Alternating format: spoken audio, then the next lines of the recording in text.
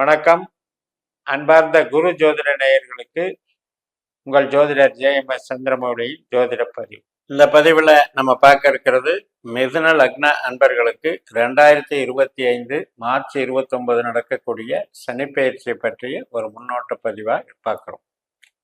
மிதுன லக்னத்துக்கு இப்போ 9ஆம் இடத்துல இருக்கிற சனி 10ஆம் இடத்துக்கு 2025 மார்ச்ல வரப்போறாங்க. இப்போ இந்த சனி அப்படின்றது நமக்கு யாரு, மிதுன லக்னத்துக்கு எப்பேற்பட்டவர் அப்படின்னா 8ஆம் வீடான மகர ராசிக்கு அதிபதி, 9ஆம் வீடான கும்பராசிக்கு அதிபதி. ஒரு கெட்ட ஸ்தானம் இருக்கு, ஒரு நல்ல ஸ்தானம் இருக்கு. ஆனா உண்மையிலேயே அவருடைய நட்சத்திரங்கள் எங்க இருக்கு? நம்மளுடைய லக்னத்துக்கு எல்லாருமே லக்னத்தை பாருங்க, ராசியை பேஸ் பண்ணி சனி பெயர்ச்சி, 7ரை சனி அந்த கண்ணோட்டத்துல பார்க்காதீங்க. நம்மளுடைய லக்னத்திற்கு 4ஆம் இடம், 8ஆம் இடம், 12ஆம் இடத்துல சனி வரும்போது தான் சனியினுடைய அழுத்தங்கள், தாக்கங்கள் இருக்கும். அப்பவும் நமக்கு சனி திசை புத்தியோ அந்தரமோ சூட்சமோ நடக்கும்போது தான் அது வேலை செய்யும். இப்போ 2ஆம் இடத்துல கடகராசியில அவரு பூச நட்சத்திரமா இருக்காரு. 6ஆம் இடத்துல விருச்சிக ராசியில அனுஷ நட்சத்திரமா சனி இருக்காரு. 10ஆம் இடமான மீன ராசியில நமக்கு உத்திரட்டாதி நட்சத்திரமா இருக்க. இந்த 2ஆம் இடம், 6ஆம் இடம், 10ஆம் இடம் என்பதெல்லாம் பணவரவு, வேலை, உத்தியோகம், தொழில் ஸ்தானங்கள். அப்ப அந்த அளவுக்கு ஒரு பவர் அவர் வச்சிருக்காரு சனி.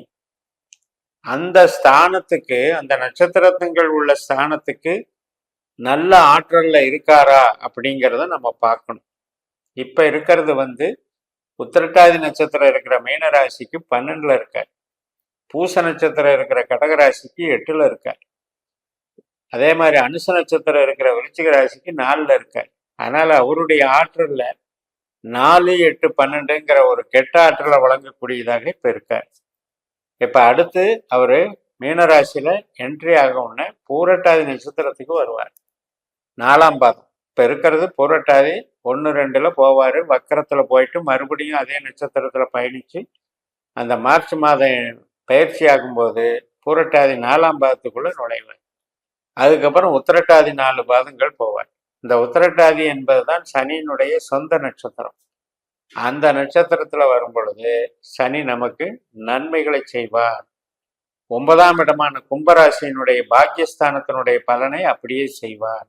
அதற்கு நமக்கு உறவு ரீதியாகவும், உடைமைகள் ரீதியாகவும், தொழில் ரீதியாகவும் அங்கீகாரமும், ஒரு இறையருளும், ஆரோக்கியத்தில் குறைபாடுகள் நிவர்த்தியாகுவதையும், கஷ்ட நஷ்டங்கள்லிருந்து விடுபடுவதையும் அது காட்டுகிறது. அப்ப அந்த அளவுக்கு நம்ம பார்க்கணும்னா நம்ம லக்ன புள்ளி என்னங்கிறது நீங்க பாருங்க. மிதுன லக்னம் என்பது 30 டிகிரி கொண்டது.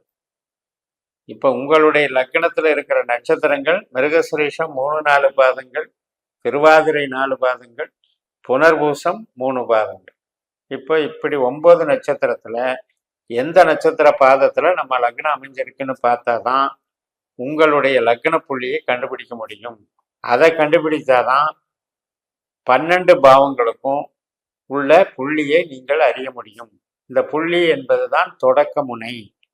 இப்ப உதாரணத்துக்கு நீங்க திருவாதிரை 2ஆம் பாதத்துல லக்னம், உங்க லக்னம் அமைஞ்சிருக்கு அப்படின்னா மிருகசிரீஷம் 2, திருவாதிரை 2. இப்ப 4வது புள்ளியா உங்க லக்னம் அமைஞ்சிருக்கு.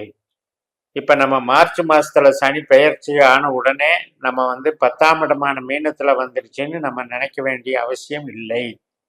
காரணம் என்னன்னா நம்ம லக்னம் இங்க உங்களுக்கு 4வது புள்ளியில தான் ஸ்டார்ட் ஆகுது. ஒரு 12 டிகிரியில ஸ்டார்ட் ஆகுதுன்னு வச்சுக்கோங்க உதாரணத்துக்கு. அதே மாதிரி உங்களுக்கு மீனராசியில 10ஆம் இடத்துல சனி உள்ள நுழைஞ்சு 12 டிகிரி நகரணும். நகர்ந்து என்ட்ரி ஆனாதான் உங்களுக்கு 10க்கு வந்ததா அர்த்தம். அது வரைக்கும் 9ல இருக்கிறதா தான் அர்த்தம். 9ஆம் பாவ பலனை தான் கொடுப்பாரு. அதனால கர்ம சனி 10ஆம் பாவ பலனை தரமாட்டாரு. அப்ப நீங்க உங்களுடைய லக்ன புள்ளிய பேஸ் பண்ணி இந்த சனி மாறக்கூடிய புள்ளிய நீங்க ஜட்ஜ் பண்ணி அதுக்கு தகுந்த மாதிரி பலன் எடுங்க. பாவம் என்பது முக்கியமான பலன்களை மாற்றி தர வல்லது. 9ஆம் இடம்ங்கிறது தொழிலுக்கு நல்லது இல்லை. தொழிலிருந்து ரிலீஸ் ஆகிறத காட்டுறது, விடுபடுறத காட்டுறது, அல்லது மூளை உழைப்பு சார்ந்த வேலை, கமிஷன் வகை தொழிலில் இருக்கிறத காட்டுது. உற்பத்தி சார்ந்த தொழிலுக்கு தடுக்கக்கூடிய இடமாக 9ஆம் இடம் விளங்குகிறது. அப்ப 9ல இருக்கா 10ல இருக்குன்னு தெரியாம நம்ம வந்து சனிக்கு பலனை எடுத்துக்கிட்டு நம்ம வந்து குழப்பிக்க வேண்டியதில்லை. அப்ப இந்த 10ஆம் இடத்துக்குள்ள சனி மீனராசியில நுழைஞ்சாலும் நம்ம லக்ன புள்ளிக்கு தகுந்த மாதிரி 10ஆம் இடம் எந்த புள்ளியோ அந்த புள்ளியில் நுழைந்த பிறகுதான் அவர் 10ஆம் இடத்து பலனாக மாறி செய்ய போறார். இப்ப கெட்ட பாவங்கள்னு எடுத்துக்கிட்டீங்கன்னா, நம்மளுக்கு ஆகாத பாவங்கள்னு எடுத்துக்கிட்டீங்கன்னா, 4ஆம் இடம் அப்படிங்கிறது கன்னி, 8ஆம் இடம் அப்படிங்கிறது மகரம், 12ஆம் இடம் அப்படிங்கிறது உங்களுக்கு ரிஷபம். இந்த 3 ஸ்தானம் தான் கெட்ட ஸ்தானங்கள். அப்ப இந்த 3 ராசியில சனி வந்தார்னா 2.5 வருஷம் இருப்பார் இல்லையா, அந்த காலகட்டத்தை தான் நீங்க சனியினுடைய கெடுதலான 7.5 சனி மாதிரி எடுத்துக்கணும். ஆனா உண்மையிலேயே அது அர்த்தாஷ்டம சனி, அட்டம சனி, விரய சனி, இந்த அர்த்தத்துல தான் அது 3ம் சேர்ந்து 7.5ங்கிற கணக்கு வரும். ஆனால் நம்ம ராசி ரீதியா பார்க்க வேண்டிய அவசியம் இல்லை. ராசி என்பது நிலையானது கிடையாது. இப்ப நீங்க சிம்ம ராசியில பிறந்திருக்கீங்க, சுக்கிர திசையில பிறந்திருக்கீங்கன்னா, அடுத்து சூரிய திசை, சந்திர திசை, செவ்வாய் திசை வரும்போது கன்னி ராசிக்கு உங்களுடைய சந்திரன் நகர்றதுனாலதான் திசை மாறுது. அப்ப நீங்க பிறந்த ராசி வச்சே 7.5 எடுத்துக்கிறது, எல்லா சனி பயிற்சிகளையும் எடுக்கிறது எந்த விதத்துல கரெக்டா இருக்கும்?